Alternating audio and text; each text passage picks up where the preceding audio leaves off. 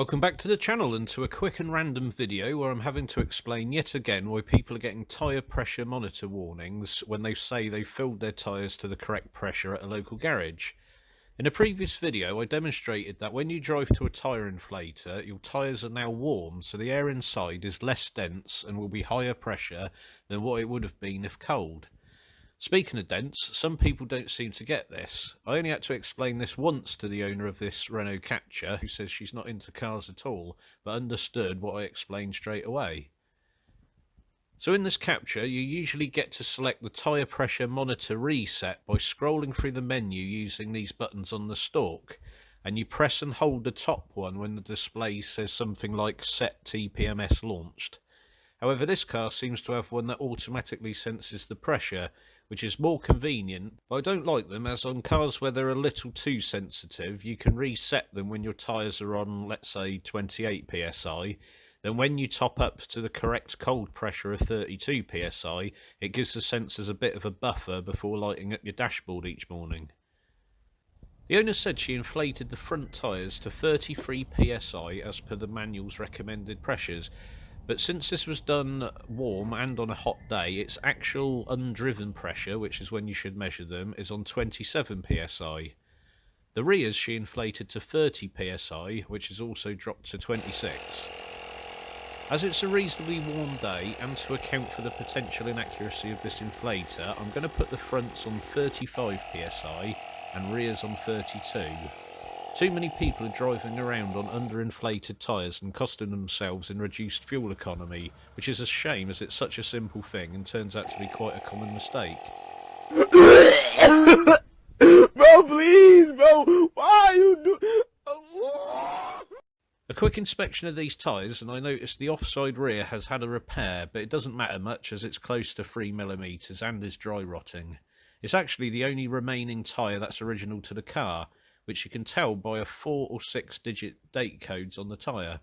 This one here, 0415, means the 4th week of 2015, which would be late January. If we check the one on the near side, it's 1321, which is the 13th week or late March 2021. Right, so back in the car, I've done nothing with regards to resetting, so the TPMS does appear to be automatic in this Captur, as the light is out and no warning message appears. Now I can crack on with the next job, a new battery. The Captur's battery is very easy to access and has a single bolt in its retaining clamp. It does have a Torx socket fastening, but it's also a conventional hexagonal 13mm bolt head. The two terminal post clamps use a 10mm bolt, which thankfully aren't covered in a load of modern car boxes, cables and other add-ons.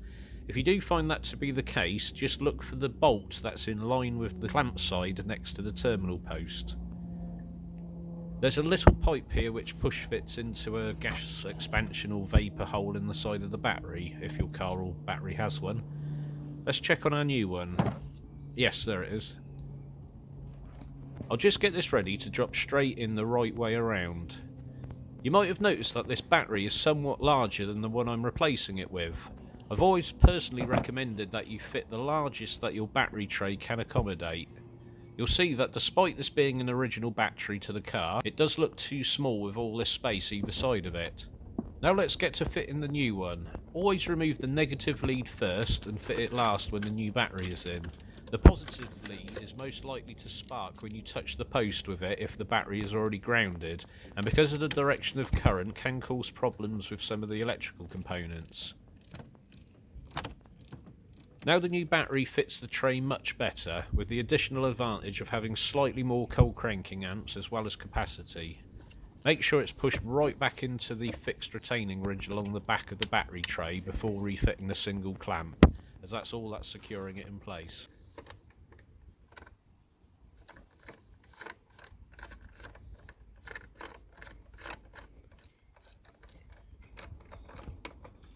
If you have any, use a bit of Scotch pad or emery paper just to clean up the inside of the clamps, in case there's any of the white powdery residue on them.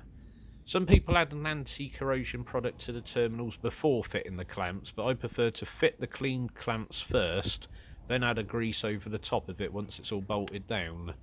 You can use petroleum jelly like Vaseline, dielectric grease, or in this case I've just used a small blob of copper grease.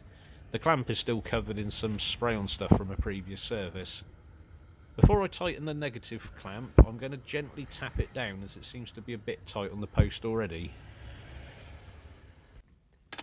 Now I'm going to leave the car running a little while to check for warning lights. Apparently, from a bit of research, the Captur doesn't need to have the new EFB battery registered or programmed via the OBD2 like most EFB and AGM batteries.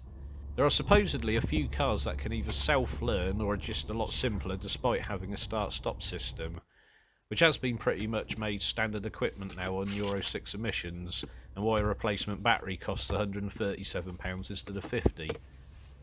All I have to do, it seems, is enter the radio code that I should probably have checked was to hand first. Thankfully it's in the back of the handbook.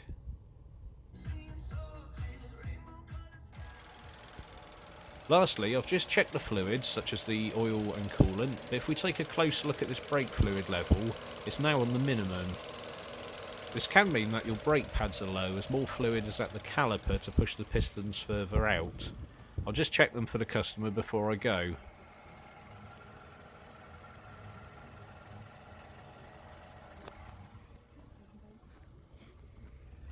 The rear brakes are drums, surprisingly. If you can't see the pad through the wheel, here's a quick tip. Use your phone camera with the light on and shove it through the spokes to look at the gap at the front of your caliper. This will get you a view of the pad material either side of the disc, which is all good in this car's case. Anyway, thanks very much for watching. Please subscribe if you're not already, and I'll see you in the next one.